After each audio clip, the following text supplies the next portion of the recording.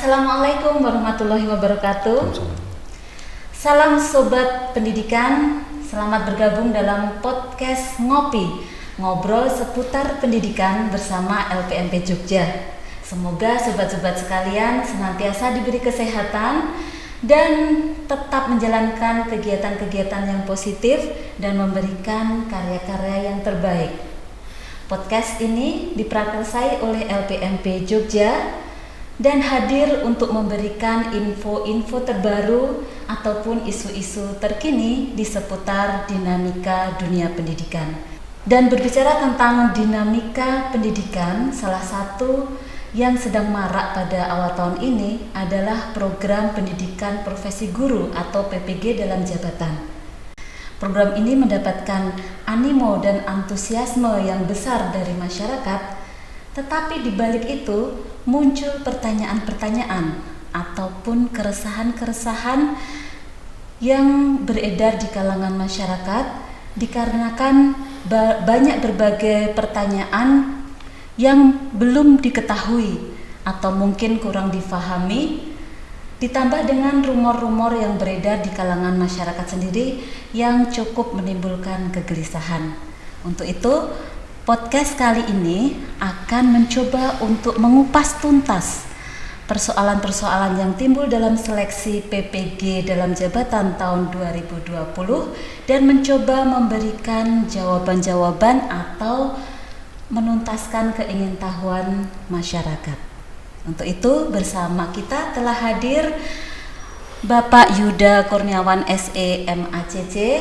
Pak Yuda ini yang selama ini mengurusi atau mengawal seleksi PPG dalam jabatan dan yang saat ini telah sampai pada tahap seleksi.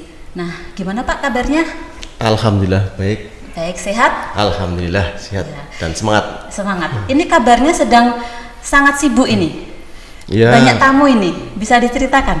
Betul, karena dengan adanya PPG dalam jabatan ini yang saat ini masuk dalam tahap pendaftaran peserta seleksi ya. Ini kan memang faktanya banyak terjadi kegelisahan terutama bagi para guru yang pada saat ini tidak masuk dalam sasaran yang diundang. Diundang itu artinya dalam akun SIM PKB-nya mendapat notifikasi untuk disilakan mendaftar secara online dan mengunggah berbagai berkas. Nah, ini mereka ini kan sebagian tidak dapat notifikasi. Sementara kalau di IY kan yang dapat notifikasi ada 6.919. Nah, sementara banyak para guru yang merasa dirinya itu memenuhi syarat kalau membaca surat edarannya, tapi ternyata tidak terundang. Lah ini. Ya, ini tentunya meresahkan ini ya. Baru di awal itu saja sudah menimbulkan ini ya. Menimbulkan permasalahan. Nah, penjelasannya gimana itu? Begini, jadi ceritanya kan sekarang posisinya sudah mulai tahapan pendaftaran. Lah yang bisa mendaftar kan adalah para guru yang notifikasinya itu memang ada di notifikasi untuk diundang mendaftar di SIM PKB itu muncul. Mereka ini yang masuk sasaran untuk mendaftar ini adalah para guru yang posisi data dapodiknya ya, data dapodiknya sebagai guru dia itu riwayat mengajarnya dan sebagainya, status kepegawaiannya dan semua itemnya itu memang harus sudah sesuai dengan yang disyaratkan dalam sasaran PPG 2022 ini. Masalahnya sebagian guru itu kan tidak ngeh dengan data mereka sendiri. Mereka mungkin selama ini mengandalkan pengelolaan datanya kepada operator sekolah. Betul sih, operator sekolah pasti membantu karena mereka juga memang mitra guru dalam hal data juga. Tapi namanya operator sekolah kan tugasnya itu banyak ya, banyak sekali Mbak tugasnya, sehingga mereka ya kalau memang gurunya tidak greteh ya tidak mungkin kemudian kan terus cari-cari data, Bu ada perubahan apa datanya, kan enggak mungkin. Makanya itu kan per 30 Januari itu kan data yang diambil, jadi cut off Dapodik 30 Januari 2022 itu kan diambil untuk difilter yang masuk dalam filter persyaratan, yaitu nanti yang diundang lewat SIM PKB. Nah, sebenarnya sebenarnya sebelum kegiatan pendaftaran itu sudah ada kegiatan sebelumnya, rangkaian kegiatan PPG Daljab 2022 ini sudah berlangsung mulai tanggal 13 Januari berupa pemutakhiran data. Jadi diharapkan para guru melakukan pemutakhiran datanya melalui Dapodik. Kalau data Dapodiknya disesuaikan, yang misalnya sebelumnya itu masih berstatus honor sekolah karena dia sudah memiliki SK sebagai guru tetap yayasan, kalau misalnya ini ilustrasinya adalah guru swasta ya, itu ya berarti mestinya kan sudah dirubah, tidak menjadi guru tidak tetap honor sekolah lagi, tapi sudah menjadi GTY. Nah, kalau itu belum dirubah, maka ketika tanggal 30 Januari itu data diambil dan dipindah ke server SIM PKB, maka dia tidak akan terfilter. Lah ini yang menyebabkan para guru ini gelisah, kenapa teman-teman saya diundang, saya tidak, padahal saya itu mulai bekerjanya sama, dia GTY, saya juga GTY, dan sebagainya. Nah, itu. Jadi masalah data inilah yang menyebabkan saat ini keresahan, gitu, Mbak.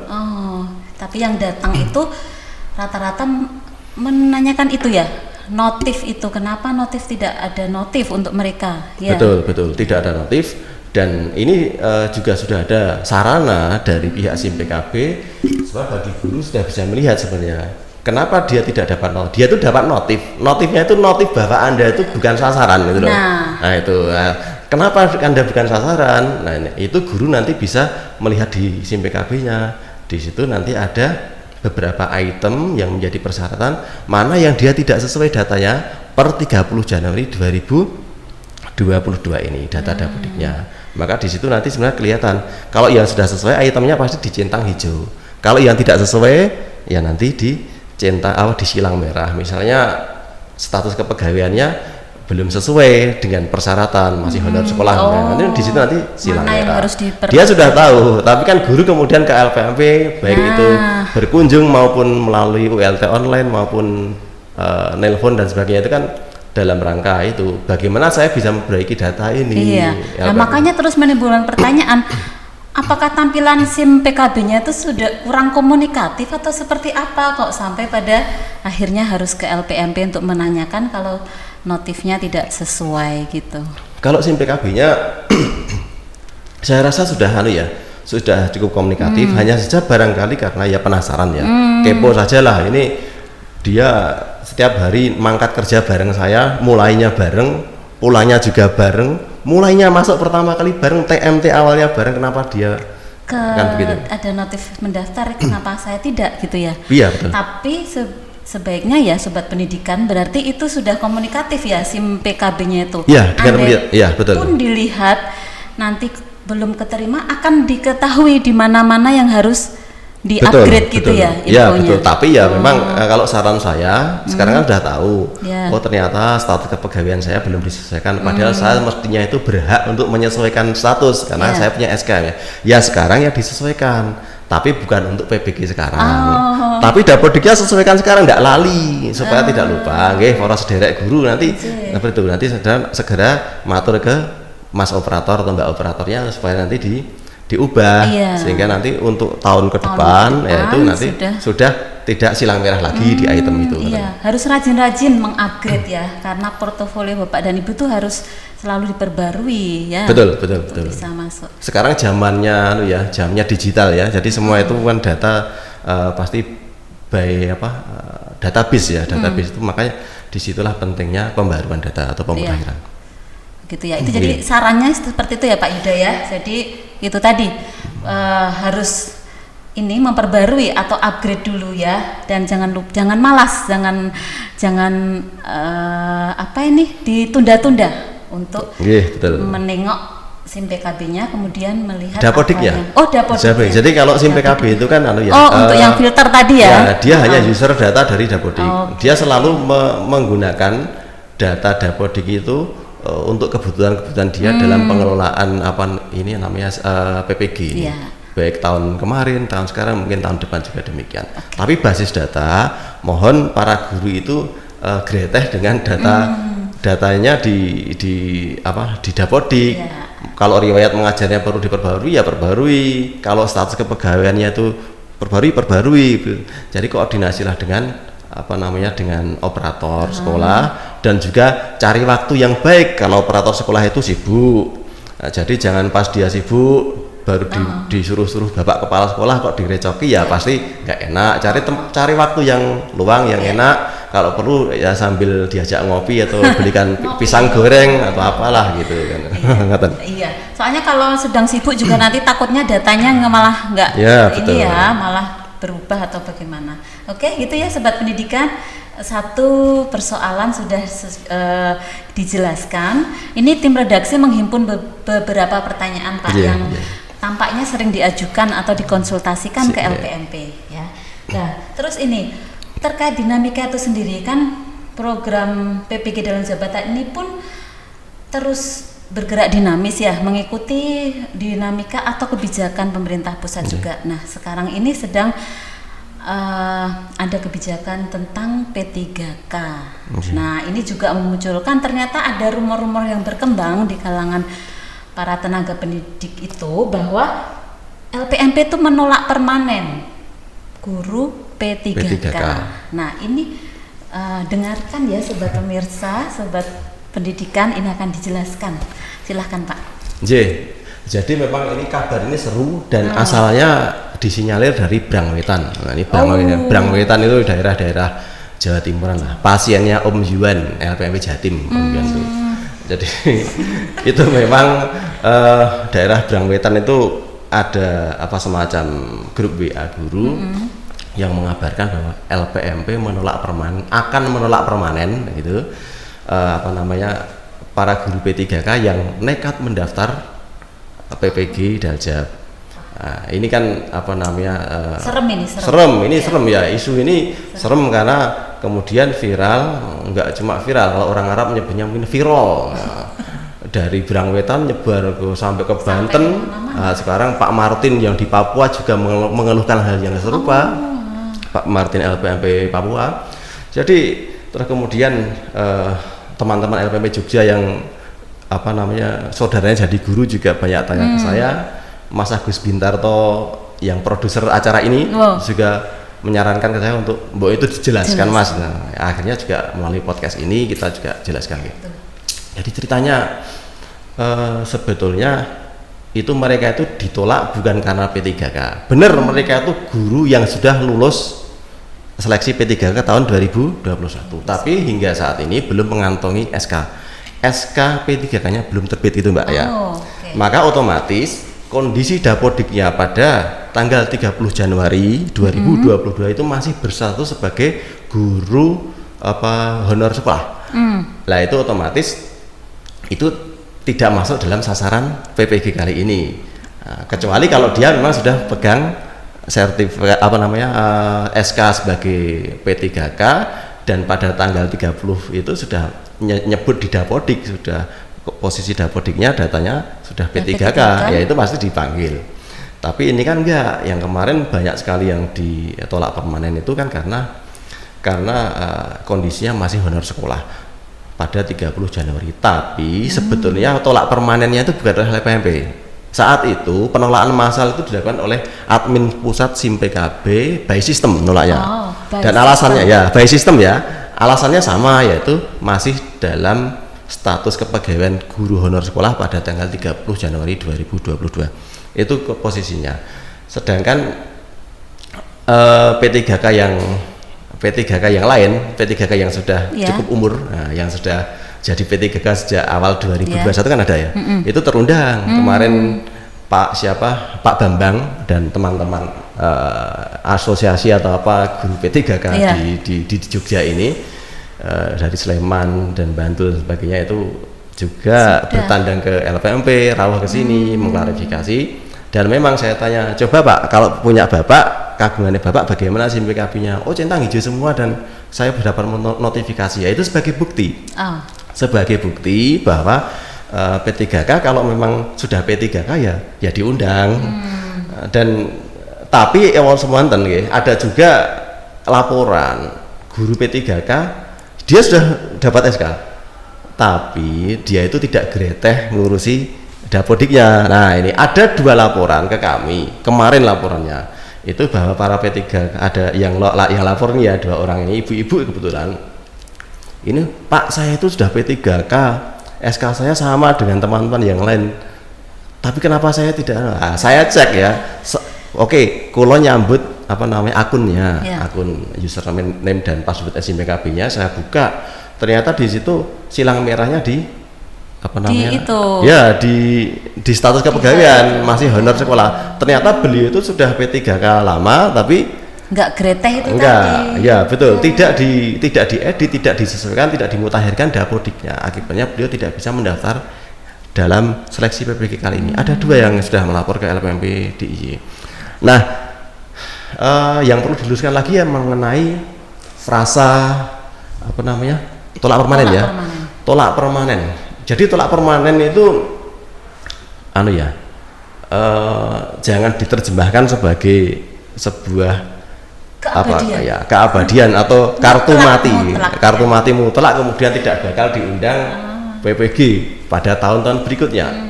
Itu juga perlu diluruskan. Jadi frasanya itu kan kalau dalam bahasa teknis aplikasi PKB, kami para verifikator di LPMP seluruh Indonesia itu kan diberi 3 pilihan, yaitu tombol setujui itu kalau semua dokumen administrasi yang diunggah oleh Bapak Ibu guru berikut data-data yang diisikan itu valid ya, valid memenuhi syarat, yaitu nanti dipencet tombol hijau tulisannya disetujui. Nah, nanti Bapak Ibu bisa melihat bahwa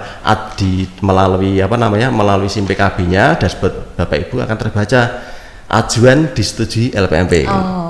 Kemudian kalau kami melihat bahwa di situ sebenarnya ini belum sesuai dokumennya, tapi masih bisa diperbaiki. Entah itu masalah administrasinya, entah itu masalah linearitasnya, itu masih bisa kami sarankan untuk diperbaiki.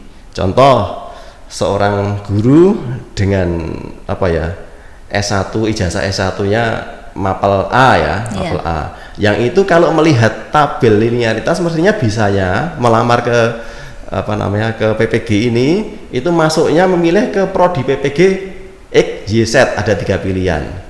Lah kok yang linear, lah dia itu malah milih melamar ke W, ke prodi W. Makanya ya kita sarankan mbok jenengan itu karena S1-nya A, ya cocoknya itu ya ke X apa Y atau Z gitu. Jangan itu ke W. Itu kami sarankan karena kami masih melihat peluang bahwa beliau itu masih bisa ikut PPG dengan S1 yang dimiliki saat ini. Gitu, itu nanti kita akan memilih penilaian verifikasi, yaitu diperbaiki, tolak perbaikan gitu hanya, tolak perbaikan, artinya dia masih punya akses untuk memperbaiki dan mengulangi ajuannya. Tapi kalau misalnya seorang guru yang sudah tidak mungkin kami minta perbaikan lagi, baik linearitasnya tidak mungkin, dia S1 hubungan internasional kok tabelnya ada di tabel linearitas kan tidak mungkin. Maka itu saya pilih pasti tolak permanen. Atau misalnya dia seorang P3K daftar, lulusan P3K kebetulan tertulis di situ sudah P3K ya, status kepegawaian dapodiknya, tapi sakjane belum turun SK-nya. Kan oleh LPMP dicek, ini SK-nya kok masih SK honor sekolah. Nah, dia masih dari SK kepala sekolah, ya sudah, kita akhirnya kemudian kita tolak permanen itu, karena kami yakin ini nggak mungkin bisa menunjukkan SK P3K. Kalaupun bisa mestinya sudah diunggah toh. Ya pasti sudah diunggah pada kesempatan pertama. Ini kami tolak permanen. Tapi kalau sudah ditolak permanen, memang Bapak Ibu saat ini tidak bisa memperbaiki ajuan lagi. Beda kalau yang tolak perbaikan. Tapi bukan berarti itu kemudian vonis next time nggak boleh lagi PPG. Kalau nanti suatu saat data dapodiknya sudah benar diundang lagi kan, terus kemudian Bapak Ibu bisa sampaikan dalam verifikasi administrasi itu SK yang sesuai, ya pasti lulus verifikasinya begitu. Gitu ya. Jadi nggak usah galau dengan frasa tolak permanen. Dan ini mungkin juga perlu perbaikan ke depan. SIM PKB barangkali pengembang juga bisa frasa yang kejem gitu, jangan lah. Kalau bisa pilihannya itu disetujui, kemudian mungkin diminta perbaikan. sama yang sebenarnya ya jangan tolak permanen tapi tidak memenuhi syarat gitu saja. Itu mungkin lebih ya. Karena di lapangan itu kan iya. kita yang sering di lapangan itu kadang kalau tolak permanen itu gampang sekali digoreng oleh orang yang suka menggoreng isu gitu. Kalau tidak memenuhi syarat misalnya itu kan lebih ya, mungkin lebih gitu. Dan ketika kita itu menolak Mbak Sinta, itu bukan berarti tanpa alasan. Kami sampai Anda ditolak permanen karena apa? Itu ada. Jadi ketika kita tidak menyetujui, itu juga ada sarannya. Ada ya mungkin kita sarankan ya next time diperbaiki. Apanya gitu loh. Jadi tetap kita kawal ya. Sebetulnya kita sudah tidak kurang-kurang mengawal. Betul. Karena LPMP itu melihat bahwa ini para guru itu kan mau ikut PPG itu kan dalam rangka memenuhi kewajiban konstitusinya. Ya, dalam rangka mereka itu ikut mencerdaskan kehidupan bangsa melalui program PPG Daljab ini kan ini sebuah kewajiban warga negara dalam melaksanakan tugas-tugas konstitusi. Itu harus dibantu, tidak boleh dipersulit ya. Demikian. Oke, jadi sudah jelas ya sobat pendidikan. Jadi itu tadi tetap kuncinya karena by system ya, semua itu by system. Jadi ya mohon itu tadi tidak malas-malas untuk mengupgrade dan kemudian juga tadi sudah dijelaskan tentang frasa tolak permanen itu tidak seperti yang Bapak dan Ibu bayangkan. Jadi tadi sudah dua permasalahan sudah terjelaskan ya, semoga sobat pendidikan sudah tambah jelas atau sangat memahami persoalan ini, tidak lagi ragu, tidak lagi gelisah. Oke. Nah, ini lagi Pak tentang kegelisahan yang berikutnya itu dari kepala sekolah. Itu masih banyak kepala sekolah yang mengeluh tidak mendapatkan notifikasi untuk diundang mendaftar PPG. Kepala sekolah ini. Ya betul, karena pada tahun 2021 kan ada peraturan tentang pengangkatan guru sebagai kepala sekolah. Nah, itu mensyaratkan kalau mengangkat kepala sekolah itu yang sudah berserdik. Maka untuk implementasi dari peraturan itu pada tahun ini yang sudah jadi kepala sekolah tidak diundang atau tidak mendapat notifikasi untuk mengikuti PPG. Harapannya tentu nanti supaya pengangkatan kepala sekolah itu tertib, semuanya diambil dari yang guru SDM-nya yang sudah bersertifikat pendidik. Dan kalau ini kan yang banyak terjadi di sekolah swasta barangkali ya, ketika kepala sekolahnya diangkat dari guru yang belum bersertifikat pendidik. Mungkin para pengelola sekolah swasta baik yayasan maupun badan hukum yang mengoperasikan sekolah itu sudah perlu untuk melakukan penataan sehingga dipilih nanti sumber daya manusia yang diangkat sebagai kepala sekolah itu adalah guru yang sudah berserdik, termasuk juga kalau yang nanti dilantik sebagai kepala sekolah yang memang sudah memenuhi syarat, sehingga kasihan juga kalau sudah jadi kepala sekolah tapi kemudian tidak bisa mengikuti PPG kan beliau juga tugasnya sudah seabrek tanggung jawabnya dengan berbagai permasalahan tapi tidak ikut PPG. Tapi memang secara konten informasi dari LPTK sebagai penanggung jawab pelaksanaan PPG itu, LPTK itu universitas ya, perguruan tinggi itu mereka merancang kurikulum PPG-nya ya, struktur programnya itu memang untuk guru. Jadi kalau kepala sekolah itu mengikuti dipaksakan mengikuti, itu juga tidak akan maksimal karena ada penugasan-penugasan yang kepala sekolah nantinya tidak akan mampu menyelesaikan karena di situ banyak diminta membuat video pembelajaran ya, kepala sekolah kan tidak mengajar. Kemudian misalnya diminta membuat penelitian tindakan kelas atau itu kan dia nggak punya kelas, bagaimana mau penelitian. Oleh karena itu kemudian kan ini kebijakan dari Direktorat Jenderal GTK ya memang kepala sekolah bukan termasuk dalam sasaran PPG 2022. Oh begitu. Jadi kepala sekolah bukan merupakan sasaran PPG dalam jabatan tahun 2022. Ya sudah info yang sangat valid ya. Ya oke. Jadi dikeluarkan dari filter. Gitu Oke. Tidak masuk gitu. Ngeten sih sobat pendidikan. Oke. Sekarang ini selamat pada para bapak dan ibu guru yang telah mendapatkan notifikasi ya dari SIM PKB. Nah itu lantas harus melakukan apa ini setelah mendapatkan notifikasi tersebut? Ya bagi bapak ibu yang memang tanggal 30 Januari data dapodiknya sudah sesuai dan saat ini sudah diundang, untuk mendaftarkan PPG, ya monggo. Kalau berminat silakan mendaftar melalui SIM PKB. Yang terpenting, yang pertama pelajari surat edaran Direktur Jenderal GTK yang terbaru, yang itu juga dalam lampirannya juga ada pedoman linearitas. Karena yang pertama kan di SIM PKB itu kan ditanyakan yaitu masalah nanti kan muncul tombol lengkapi biodata. Nanti silahkan biodata dilengkapi ya, lengkapi biodata itu ya biodata diri jenengan termasuk data perguruan tinggi dari mana dan sebagainya.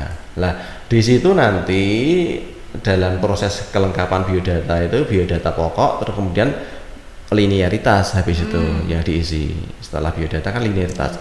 Nah dalam item linearitas nanti Bapak Ibu harus pegang dari tabel itu supaya cocok ketika memilih prodi PPG. Jenengan paham, S1 saya adalah PGSD, ya berarti jenengan dengan melihat tabel itu, dengan S1 PGSD saya bisa memilih prodi PPG apa?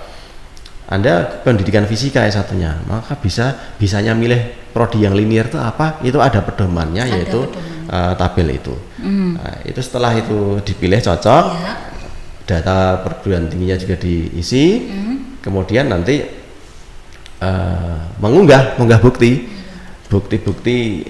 ijazah misalnya. Nanti ijazah itu untuk melihat betul nggak beliau itu memang punya prodi ijazah S1 yang linear dengan prodi PPG yang dilamar. Nah, kami sarankan semua dokumen yang diunggah itu berwarna artinya di-scan atau difoto lah gitu dari dokumen aslinya, sehingga terbaca jelas dan Bapak Ibu tidak usah repot-repot mencari legalisiran. Kalau fotokopian kan harus dilegalisir misalnya.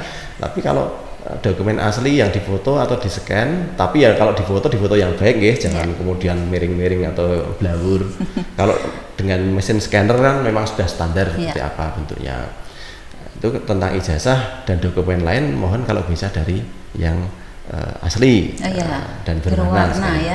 Kemudian selain diunggah ijazah, kemudian kan juga nanti mengunggah berbagai dokumen ya. Misalnya untuk membuktikan pertama kali mengajar. Pertama kali mengajar atau awal mula jadi guru itu pasti nanti diminta yang namanya SK awal mula jenengan jadi guru. Tentu SK di sini adalah SK mengajar di sekolah formal.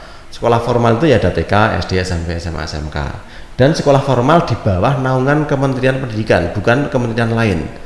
Jadi kalau madrasah itu aliyah, madrasah nawiyah yang di bawah Kemenak atau Ibtidaiyah itu enggak bisa. Jadi SK awal itu yang berlaku adalah SK pertama kali panjenengan mengajar di sekolah formalnya di bawah naungan Kementerian Pendidikan. Betul. SK itu bisa nanti diterbitkan oleh yayasannya kalau itu sekolah swasta atau bisa SK awal saya bicara SK awal itu bisa nanti diterbitkan oleh yayasannya kalau dia memang guru dari sekolah swasta atau bisa juga nanti diterbitkan oleh mungkin kepala sekolah ya. Karena mungkin beliau awal mulanya kan masih guru guru honor sekolah itu masih boleh ya. Kalau guru honor sekolah itu untuk TMT awal masih bisa. Untuk awal SK awal mengajar itu masih boleh. Terus kemudian mungkin honor yayasan dan sebagainya masih boleh. Artinya itu masih terbuka lebar, tidak terlalu banyak persyaratan harus seperti apa SK-nya. Itu. Tapi kalau nanti setelah SK pertama, kemudian di tombol berikutnya kan diminta mengunggah SK terakhir 2 tahun terakhir. Jadi itu memang untuk membuktikan keaktifan mengajarnya saat ini. Betul. Mengajar saat ini kalau dia yayasan berarti dia harus GTY 2 tahun terakhir. Dia harus GTY 2 tahun itu guru tetap yayasan. Itu SK-nya diterbitkan oleh yayasan yang menaungi sekolahnya. Kalau Muhammadiyah ya berarti Majelis Dikdasmen Muhammadiyah. Kalau NU itu biasa LPP Ma'arif misalnya. Kalau Kanisius berarti yayasan Kanisius, kalau Bokri ya yayasan Bokri dan sebagainya. Maria Immaculata mungkin apalagi nama yayasannya ya silahkan nanti sesuai dengan siapa yang menaungi sekolahnya. Itu kalau guru swasta harus DTY 2 tahun. Nah kalau guru PNS ya tentu saja nanti silahkan diunggah ya SK yang SK terkini yang dia punya. Misalnya sekarang masih CPNS ya CPNS boleh, atau SK PNS juga boleh. Kalau SK P3K, kalau dia P3K ya SK P3K. Iya. Itu sekarang terbaru ya, terkini. Ya yang terkini. Okay. Kalau untuk guru non PNS yang honor daerah, jadi dia bukan PNS, bukan P3K, tapi dia guru honor daerah. Itu juga bisa. Dia bisa ikut PPG. Jadi nanti silakan SK honor daerahnya yang itu kan yang mengeluarkan dinas pendidikan itu. Nggak boleh SK kepala sekolah loh ya. Jadi kalau honor daerah, ya? Honor daerah itu kan pasti APBD. APBD kan pasti ada dasar anggaran daerah itu dikucurkan untuk menggaji guru atau menghonori guru itu pasti juga dikeluarkan oleh otoritas dari daerah itu, bisa mungkin bupatinya, bisa mungkin sekdanya, mungkin BKD-nya, atau setidaknya dinas pendidikan itu. Mbak. Itu tentang SK-nya ya, SK yang terakhir, yang 2 tahun terakhir itu. Kemudian SK yang berikutnya yaitu yang dari kepala sekolah, yaitu SK pembagian tugas mengajar. Ini untuk mengkonfirmasi aktivitas Bapak Ibu sesuai dengan SK pengangkatan terakhir enggak?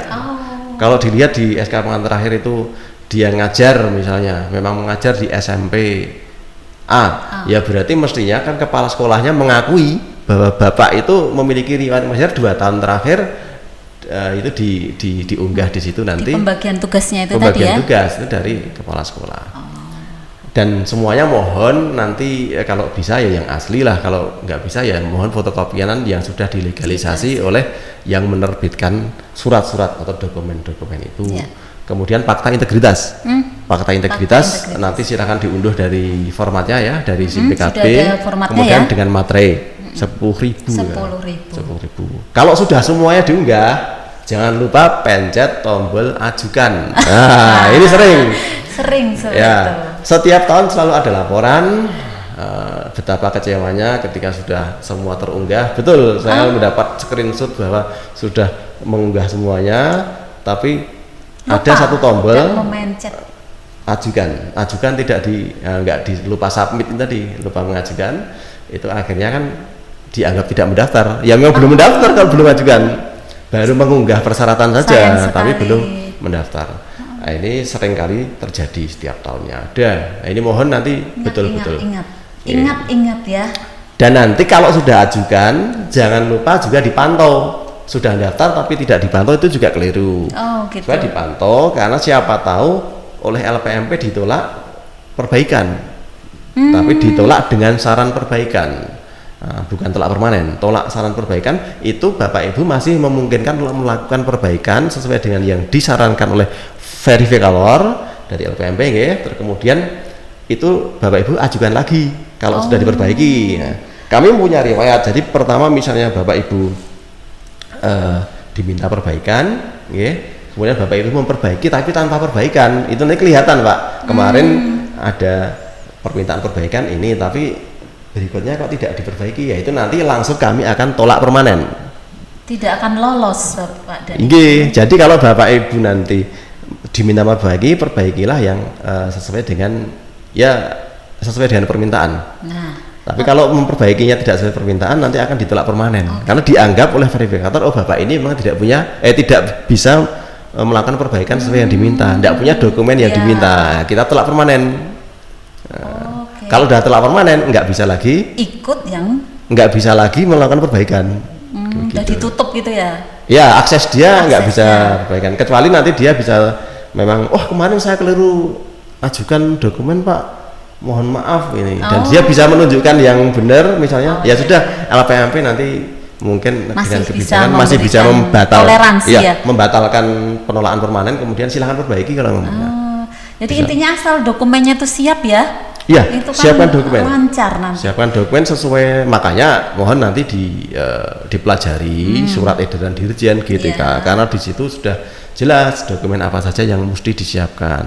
Nah, pertanyaannya setelah itu tadi ya memencet tombol ajukan, kemudian harus melihat tadi ya apakah diminta perbaikan itu kira-kira berapa rentang waktunya tuh, Pak? Sebetulnya tiap hari kami melakukan aktivitas gitu. untuk memang antri ya kami akui karena jumlah gurunya ribuan ya. Sementara petugas kami hanya 15 itu pun tidak bisa full standby semua 15 itu karena banyak pekerjaan yang lain juga. Tapi walaupun antri ya mohon greteh untuk ngecek dulu ya, ngecek dan nanti kalau memang ada perbaikan ya diperbaiki lah. Kalau kami prinsipnya akan secepatnya memproses seperti itu.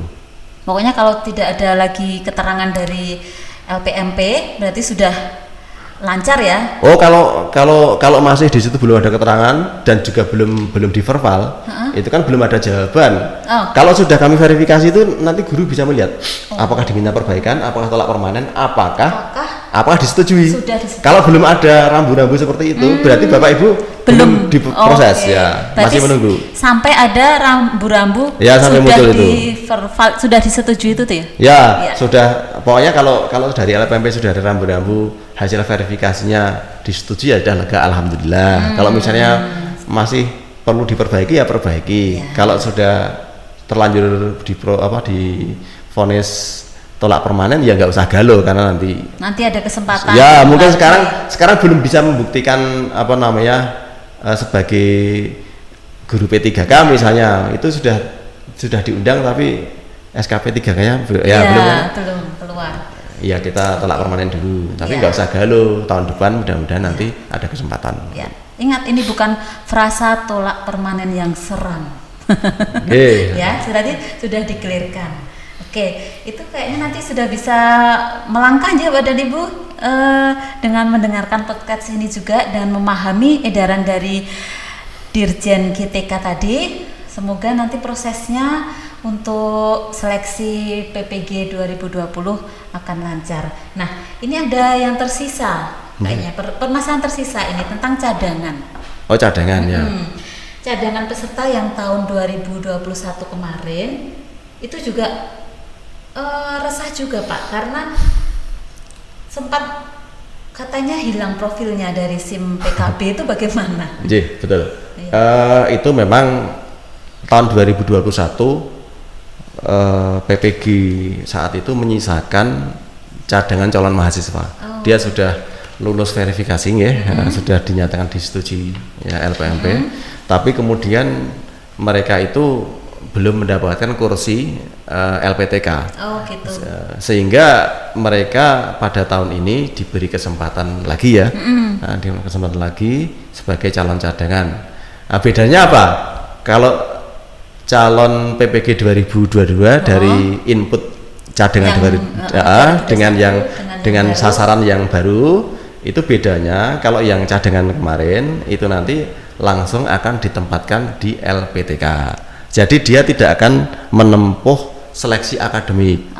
Jadi setelah ini tapi kemarin memang beliau banyak yang galau karena setelah beliau itu mengisi biodata, lengkapi profil, kok malah profilnya hilang. Semua yang tadinya centang hijau jadi tanda pentung abu-abu itu. Akhirnya ini sudah ada jawaban dari Direktorat Jenderal GTK yang melalui Mbak Vina Mayasari.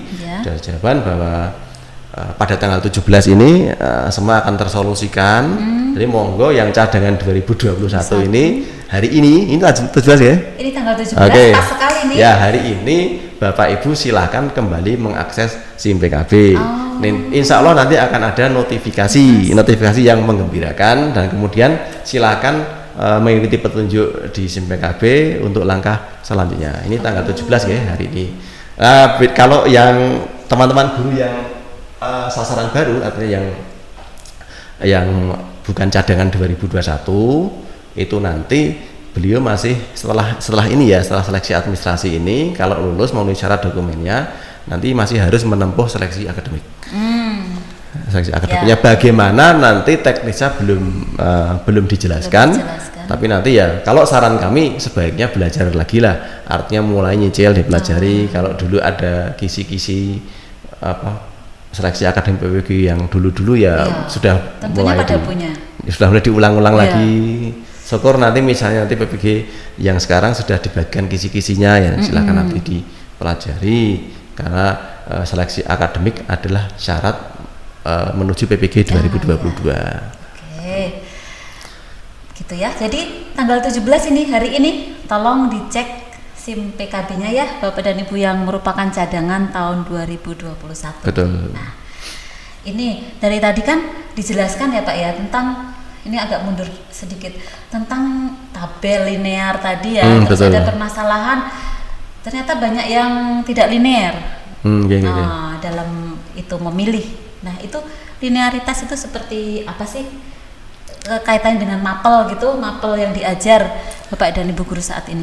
Jadi begini, linearitas itu bukan berhubungan dengan yang diajar saat ini. Oh gitu. Tapi linearitas itu adalah kesesuaian antara program S1, prodi S1 yang dimiliki, ijazah S1, prodi ijazah S1 yang dimiliki dengan pilihan prodi PPG yang akan dilamar.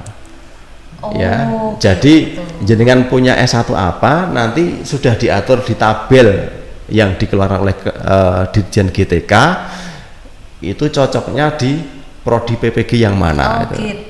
Itu. Jadi kalau sekarang Bapak Ibu adalah guru SD, jenengan guru SD karena mungkin SD dekat jenengan itu kurang guru, jenengan ngajar olahraga karena jenengan pemain sepak bola gitu. Jenengan ngajar. Tapi jenengan adalah sarjana geografi, sarjana pendidikan geografi. Nah kemudian sekarang saya kan pengen jadi guru geografi beneran. Akhirnya beliau saat inilah beliau nanti bisa ikut PPG dalam prodi pendidikan geografi. Biasanya kalau geografi itu di SMA misalnya atau SMK mungkin ada ya. Ya itu nanti bisa dilihat di tabel. Kalau S1 pendidikan geografi itu milihnya apa? Kemana, gitu? Apakah di jenjang SMA mapel geografi, atau mungkin nanti bisa di prodi PPG yang lain, misalnya SMP IPS mungkin kalau bisa. Tapi nanti mohon saya nggak hafal karena tabelnya sangat tebal, dicek sendiri. Nanti bisa disesuaikan dengan itu. Maka milih prodi PPG itu bisa lintas jenjang. Sekarang ngajar SD tapi milihnya prodi-prodi di jenjang SMK ya bisa kalau memang Bapak Ibu. Gitu. Saya juga baru tahu ini. Iya. Gitu ya. Bisa lintas jenjang dan malah tidak ada hubungannya dengan yang apa yang diajar saat ini juga. Iya. Nah, kalau urusan ajar mengajar kan besok kalau sudah punya PPG, punya Serdik, nanti mengajarlah sesuai kewenangan di Serdiknya. Gitu. Jadi jangan rancu, sobat pendidikan ya. Dan itu nanti kalau sudah kewenangan mengajar di Serdiknya nanti kan ada peraturan menteri yang lain nomor 16 tahun 2019 itu kan tentang penataan atau linearitas guru yang sudah bersertifikat pendidik. Itu kan sudah nanti jenengan bisa pelajari. Kalau nanti saya Serdiknya prodi ini nanti bisa ngajar mapel apa saja, itu kan kelihatannya di sana. Begitu. Gitu ya, sudah jelas. Itu linearitas. Linearitasnya itu seperti itu. Pilih sesuai S1-nya. S1-nya nanti di tabel akan diarahkan kemana yang cocok atau yang sesuai dengan S1 Bapak dan Ibu. Gitu ya, Pak ya? Betul. Nah, ini tapi untuk mapel prakarya dan TIK itu bagaimana kira-kira? Ya, prakarya memang diajarkan ya di sekolahan. Prakarya itu kan real, mata pelajarannya ada. Gurunya pada tanya, ini saya harus PPG di jurusan apa? Ceritanya prakarya itu kan nggak ada S1-nya di perguruan tinggi manapun. Itu nggak ada S1 prakarya kan itu. Mau IKIP manapun juga nggak ada. Maka dari itu kemudian kebijakan dari Ditjen GTK itu diarahkan kalau yang ngajar prakarya nanti kalau mau PPG ya sesuai dengan S1-nya. Sudah S1. Gitu ya. Tadi kalau S1-nya dia memang fisika atau apa itu ya nanti ikutlah di prodi PPG fisika. Tapi kemudian tentang ngajar prakarya nanti lihat itu di tabel di Permen 16 tahun 2019 itu ada. Itu ada nanti disebutkan di situ bahwa linearitas guru yang telah bersertif tadi nanti kalau punya sertif ini bisa nggak ngajar di prakarya? Iya. Itu ada nanti. Oh gitu. Ada. Yang boleh ngajar di prakarya itu yang bersertif A, B, C, D itu ada. Diatur di peraturan menteri sangat dipelajari. Itu tentang yang prakarya. Kalau yang TIK, kalau TIK itu kan ada di SMP SMA. Iya. Guru TIK SMP SMA itu nanti untuk PPG-nya ikut di di PPG-nya program SMK, yaitu di teknologi komputer dan informatika, di rumpun teknologi komputer dan informatika. Nanti di situ kan ada 5 pilihan, ada RPL, ada TKJ, teknik komputer dan jaringan, ada multimedia, ada apa lagi, ada TIK juga. Itu nanti maka saudara yang memang berasal dari guru TIK dan memang punya ijazah S1 yang cocok dengan TIK loh ya. Kalau S1 ngajar TIK tapi jenengan pinter komputer tapi S1-nya bahasa Inggris, kalau saran saya ya tetap ambillah bahasa Inggris. Jangan malah milih yang TIK dan TIK gitu SMK. Ya. Jadi nanti kalau yang itu kasus seperti itu nanti guru bahasa Inggris tapi kemudian aslinya dia guru TIK ya nanti kalau sudah bersertifikat saja nanti akan ada penyesuaian atau ketentuan lebih lanjut gitu ya. Kalau dia S1-nya bahasa Inggris tapi sekarang ngajar TIK ya karena dia cuma guru tambahan ya di situ misalnya. Ya silakan jenengan ambil saja bahasa Inggris. Ya. Nanti next time kalau sudah lulus ya jadi guru bahasa Inggris saja, jangan jadi guru TIK. Gitu. Maksud saya guru TIK yang saat ini ngajar TIK tapi dia punya ijazah yang linear dengan TIK. Kayak informatika, ilmu komputer dan sebagainya itu ya nanti bisa dipelajari di tabel. Itu ya nanti ikutnya di rumpun TKI SMK, teknologi komputer dan informatika. Nanti tabelnya kan terpisah Mbak, antara tabel yang produktif dan enggak. Kalau yang SMK itu kan nanti ada tabel terpisah. Gitu ya. Jadi masuknya ke nanti ke SMK ya, memilihnya prodinya itu nanti. Tapi nanti berwenang ngajar di walaupun nanti bareng dengan yang prodi TKI SMK tadi satu rumpun dengan mereka, tapi nanti share gurunya laku kalau untuk ngajar TIK di SMP SMA gitu ya. Jadi tidak diselenggarakan sendiri gitu loh, tapi barengkan dengan SMA itu. Oke. Itu yang membedakan nanti yang itu tadi ya, TIK berbasis memang S1-nya TIK atau dengan yang non TIK S1-nya itu nanti jalurnya akan berbeda seperti yang dijelaskan Pak Yuda tadi. Jadi sudah tidak bingung lagi ya Sobat Pendidikan. Terima kasih. Kemudian ini Pak, tadi ini tampaknya kita sudah banyak sekali tadi ya, ada 10-an pertanyaan. Semoga menjawab. Ini yang terakhir. Oke, siap. Tentang ini, jadi Bapak dan Ibu guru perlu pemantapan ini Pak. Sebelum kita akhiri, pemantapan sekali lagi dari Pak Yuda tentang apa dan bagaimana PPG dalam jabatan tahun 2022. Ya kalau yang sudah memang diundang karena masuk ke sasaran yang terfilter, ya siapkan dokumen itu sebaik mungkin, sebaik mungkin diunggah yang terbaik, artinya yang jelas. Syukur yang dari dokumen yang asli difoto, di scan, tapi juga biasakan kalau mengunggah dokumen itu ya sesuai dengan, selain jelas juga sesuai dengan batas-batas kewajaran ya, jangan kemudian dibuat yang pentalit begitu miring-miring atau bagaimana, nanti kasihan kami sakit lehernya nanti. Ya itu juga takutnya kalau teman saya ada yang agak rewel ini guru raniat ditolak perbaikan, mestinya disetujui bisa tapi ditolak perbaikan, perbaiki dulu dilalah Bapak Ibu disuruh tolak perbaikan untuk ngulang dokumennya, diperbaiki yang rapi, ternyata Bapak Ibu nggak baca, nggak ngecek SIM PKB, akhirnya sampai batas waktu perbaikan nggak bisa, otomatis by sistem ditolak permanen kan. Itu makanya dokumen siapkan, kemudian pelajari tabel linearitas supaya tidak salah milih prodi. Itu bagi yang sudah diundang. Bagi yang belum diundang, ya mohon nanti biasakan melihara data dapodik ya, banyak silaturahmi dengan operator sekolah atau itu atau mas-mas operator mohon nanti kooperatif untuk bagaimana dibantu, dan saya yakin mas-mas semua juga sudah kooperatif. Kalau misalnya ada permintaan perubahan data monggo, dan itu semua adalah dukungan mas-mas untuk para guru yang sedang berupaya menjalankan tugas konstitusinya. Ya. Betul. Semangat pokoknya ya. Tidak ada kartu mati, tidak ada tolak permanen. Oke, Bapak dan Ibu.